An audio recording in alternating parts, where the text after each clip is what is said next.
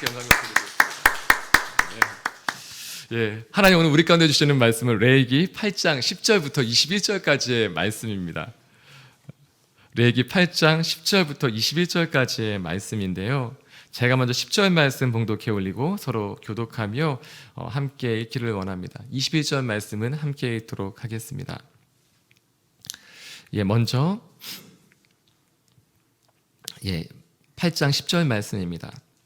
모세가 관유를 가져다가 성막과 그 안에 있는 모든 것에 발라 거룩하게 하고 또 제단에 7번 뿌리고 또 그 제단과 그 모든 기구와 물두멍과 그 받침에 발라 거룩하게 하고 또 관유를 아론의 머리에 붓고 그에게 발라 거룩하게 하고 모세가 또 아론의 아들들을 데려다가 그들에게 속옷을 입히고 띠를 띠우며 관을 씌웠으니 여호와께서 모세에게 명령하신 것과 같았더라.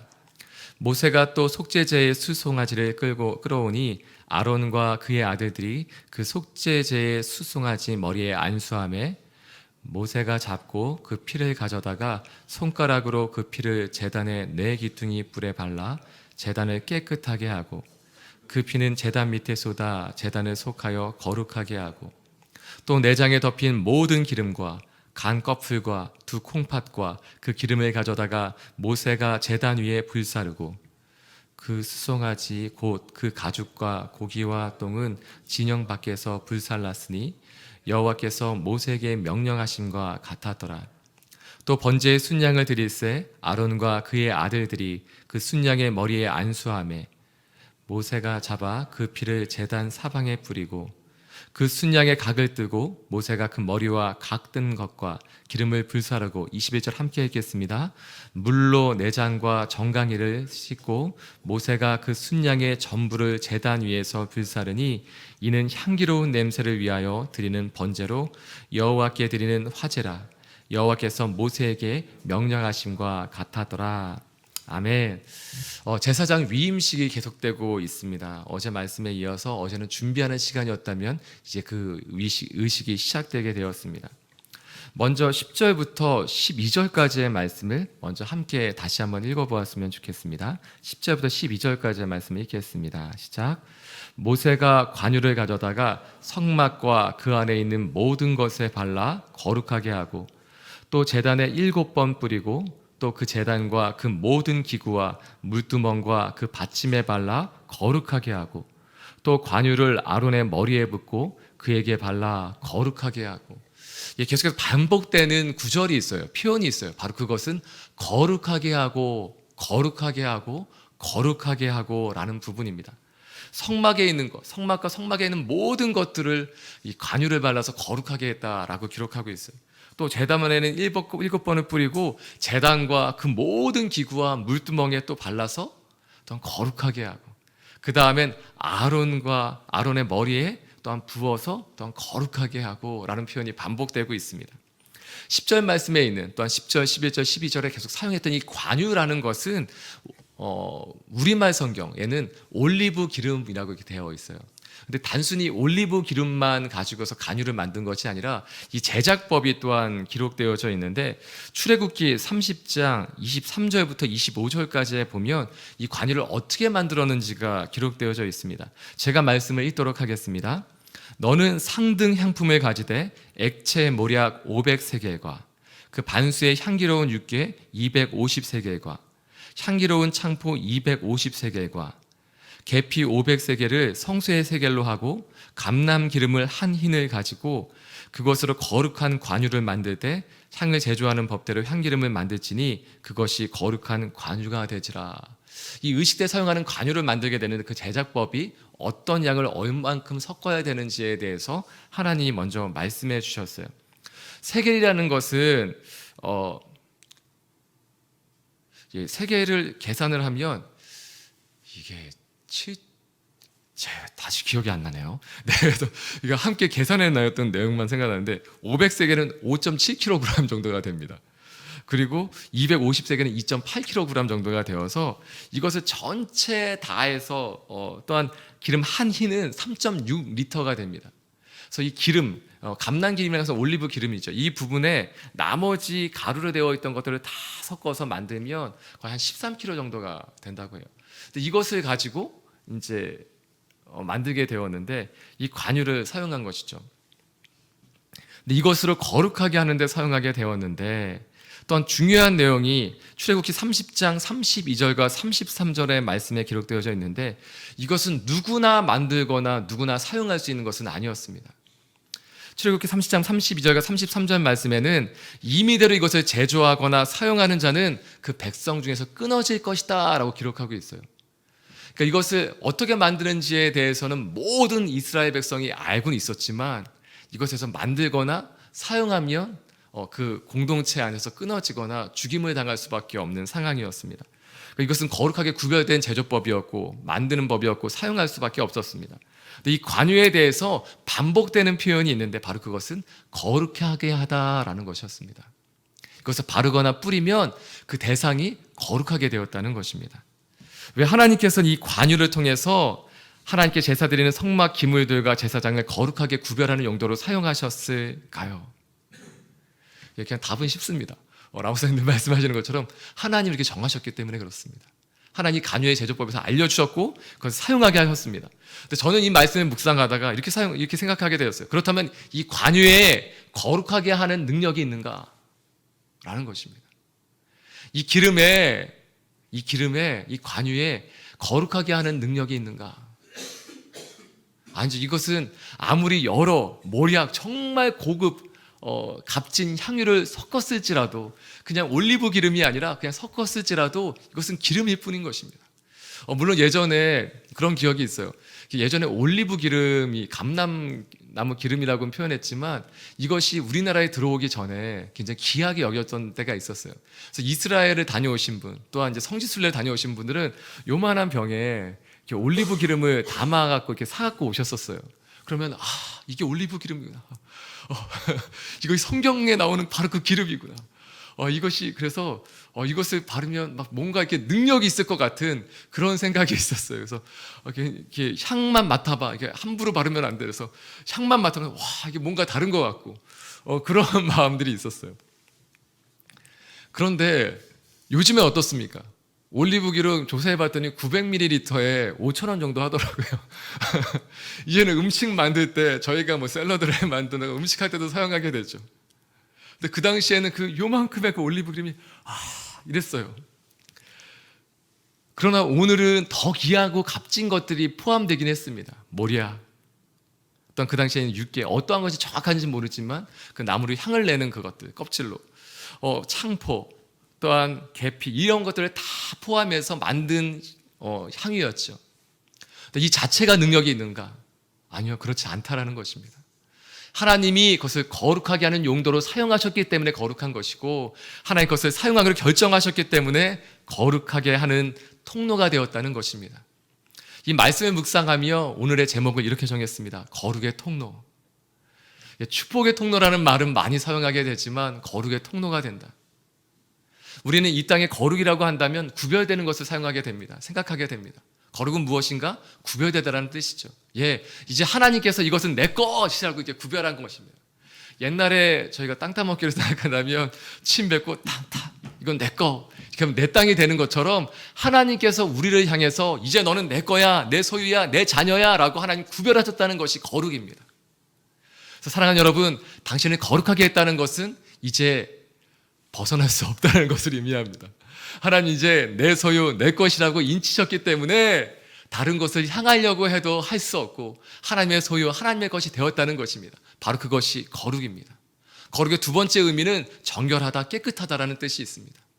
진짜 하나님의 소유가 되었기 때문에 이 세상의 것들과 달리 거룩하게 깨끗하게 구별되었다는 것을 의미합니다. 하나님의 말씀대로 하나님의 방법대로 살아간다는 것을 의미합니다. 그럼에도 불구하고 다시 거룩하게 만드는 것에 대해서 말씀하고 있어요.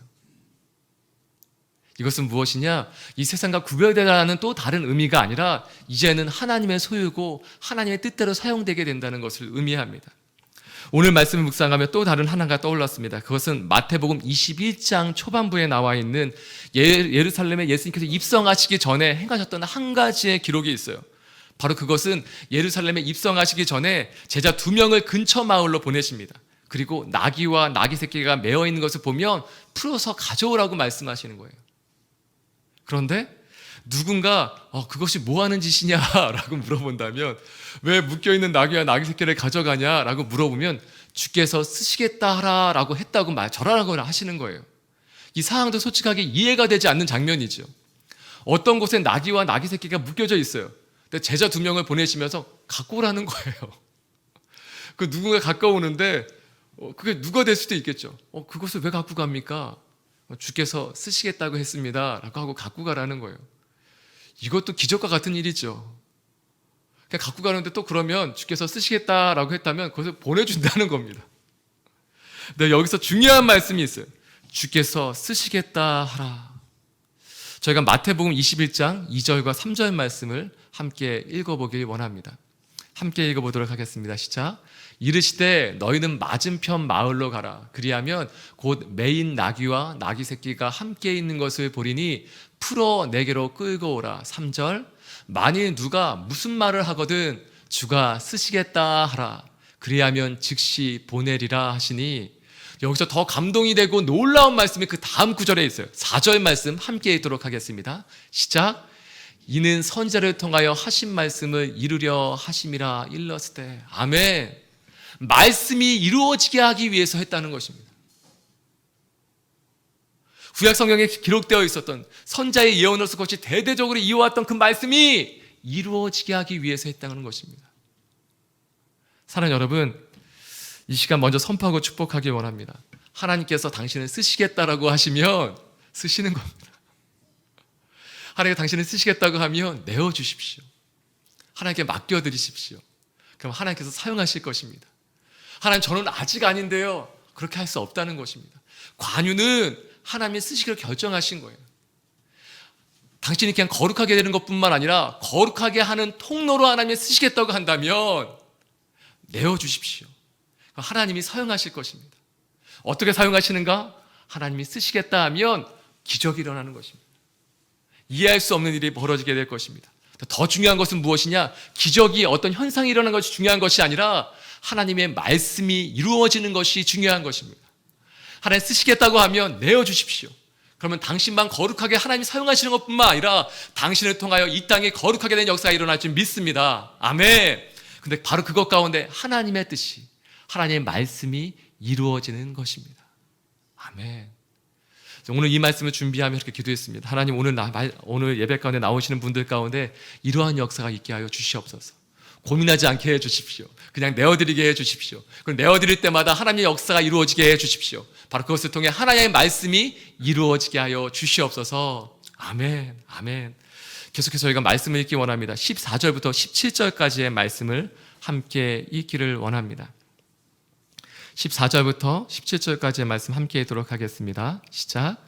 모세가 또 속죄제의 숫송아지를 끌어오니 아론과 그의 아들들이 그 속죄제의 숫송아지 머리에 안수하매 모세가 잡고 그 피를 가져다가 손가락으로 그 피를 제단의 뇌 기퉁이 뿔에 발라 제단을 깨끗하게 하고, 그 피는 제단 밑에 쏟아 제단을 속하여 거룩하게 하고, 또 내장에 덮인 모든 기름과 간 꺼풀과 두 콩팥과 그 기름을 가져다가 모세가 제단 위에 불사르고, 그 숫송아지 곧 그 가죽과 고기와 똥은 진영 밖에서 불살랐으니 여호와께서 모세에게 명령하심과 같았더라.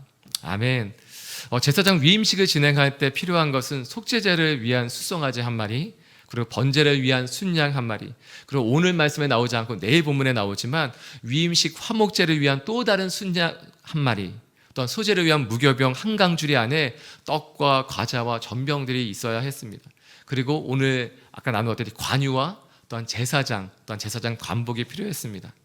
오늘 본문에서는 관유를 보아 거룩하게 구별하는 것에 이어서 지금 방금 읽었던 속죄제, 그리고 18절부터 21절까지 나와 있는 번제를 드리는 구절까지 나와 있습니다.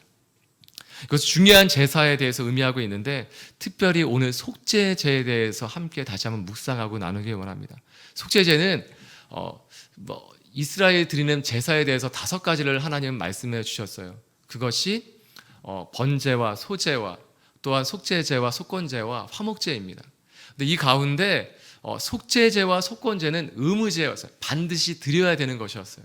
그 이유는 죄와 관련되어 있기 때문에 이것을 드리지 않고 죄가 남아있다면 죽을 수밖에 없었기 때문입니다. 그래서 죄는 반드시 해결해야 되는 것이었습니다. 근데 이러한 제사를 누가 집행하고 집례하게 되느냐? 제사장인 것이죠.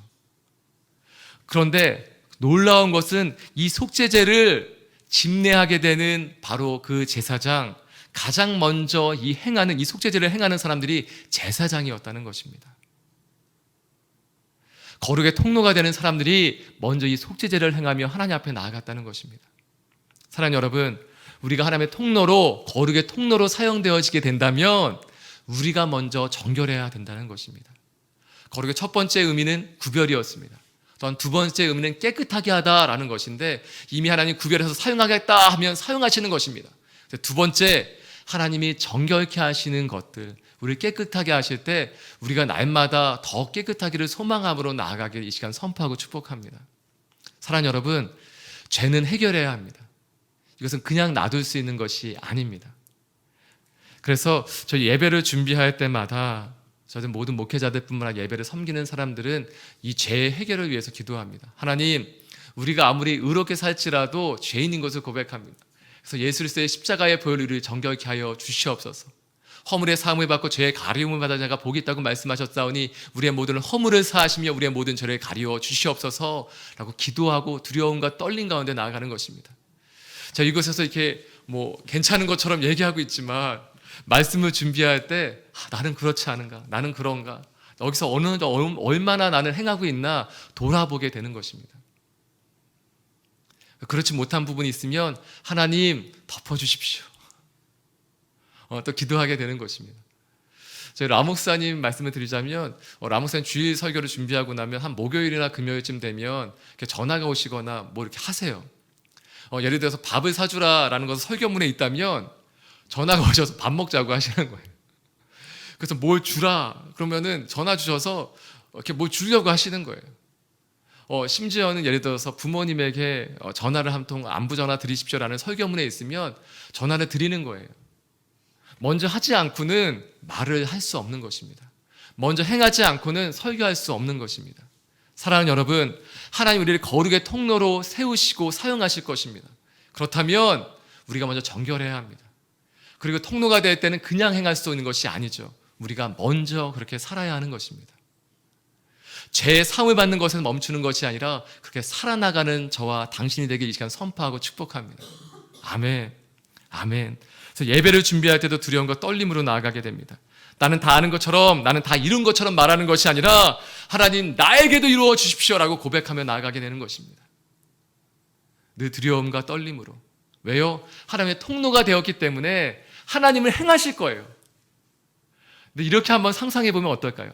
관이 있어요. 상수도 관이 있어요. 이 관을 통해서 물이 흘러오게 되죠. 그것이 아무리 깨끗하고 이미 정수가 된 물이라 할지라도, 그러나 오래된 관을 통해서, 더러운 관을 통해서 이 물이 흘러온다면 어떻게 되겠습니까? 사랑하는 여러분, 우린 거룩한 통로가 되어야 될 것입니다. 우리가 먼저 정결하고 깨끗하지 않다면 하나님이 정말 그 거룩하고 깨끗함이 우리 가운데, 그 기름 부으심이 하나님의 임재가 통로로 사용되어질지라도 우리가 정결하지 않다면 어떻게 그것이 흘러갈 수 있겠습니까? 좀 더 구체적으로 말씀드린다면 사람들은 우리의 모습을 볼 수밖에 없습니다. 예수님 알지 못하는 사람들, 이 땅의 사람들은 우리의 모습을 통해 예수님을 볼 수밖에 없습니다. 그 순전하신 예수님, 완전하신 하나님을 우리를 통해서 볼 수밖에 없다는 것입니다.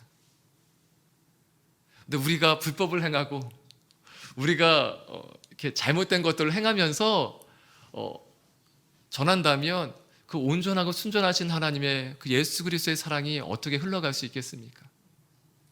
우리가 다 깨끗할 수 있는가? 아닐 수 있겠죠. 그리고 얼마나 우리가 잘 산다고 해서 그것이 드러날 수 있겠습니까? 그러나 그렇기 때문에 두렵고 떨림으로 더 하나님 앞에 나아가는 것이죠. 하나님, 정말 더 거룩하고 정결하고 순결하게 해 주십시오. 우리의 생각과 우리의 입술이 내가 생각하는 것보다, 하나님 내가 행할 수 있는 것보다 하나님 더욱더 날마다 거룩하고 정결하게 살아가게 해 주십시오. 그래서 나를 통하여 예수 그리스도를 보게 해주시고 나를 통하여 하나님의 말씀이 이루어지는 것들을 이 세상의 사람들이 보게 해주십시오. 그렇게 소망하며 나아가는 저와 당신이 되기 시간 선포하고 축복합니다.